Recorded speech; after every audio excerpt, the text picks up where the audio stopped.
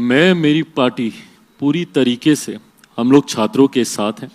Stand की आपने बात कही, मैं मानता हूं कि कहीं ना कहीं इस परीक्षा में धांधली हुई है, कुछ तो अनियमितता बरती गई है, जिसके परिणाम स्वरूप री एग्जामिनेशन की नौबत आई।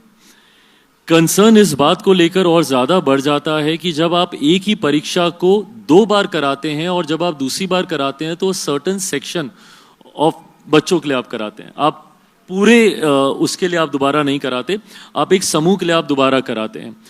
और ये उस सेंटर का री एग्जामिनेशन था जिस सेंटर को बाद में 22 सेंटर में बाइफर्केट किया गया और सारे बच्चों को अलग अलग बैठा के, अगर इसको मैं सामान्य परिस्थिति में मानूं तो लगभग 22 सेंटर्स में इसका मतलब गड़बड़ी हुई थी।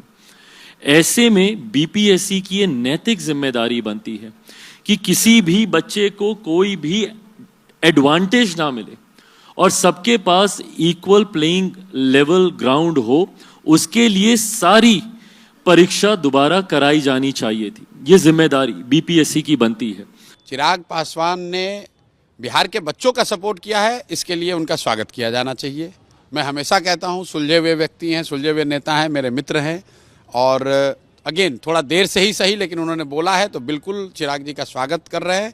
और ये कहीं ना कहीं अब आप लोगों को एनडीए के घटक दलों को पूछना है कि भाई अभी तक तो विपक्ष बोल रहा था, अभी तक तो प्रशांत किशोर बोल रहे थे, अभी तक तो बच्चे बोल रहे थे, अब तो भारत सरकार में मंत्री, केंद्र में और राज्य में आपके सहयोगी दल के नेता बोल रहे हैं कि बीपीएससी के परीक्षा में अनियमितता हुई है, धांधली हुई है और री एग्ज़ाम होना चाहिए।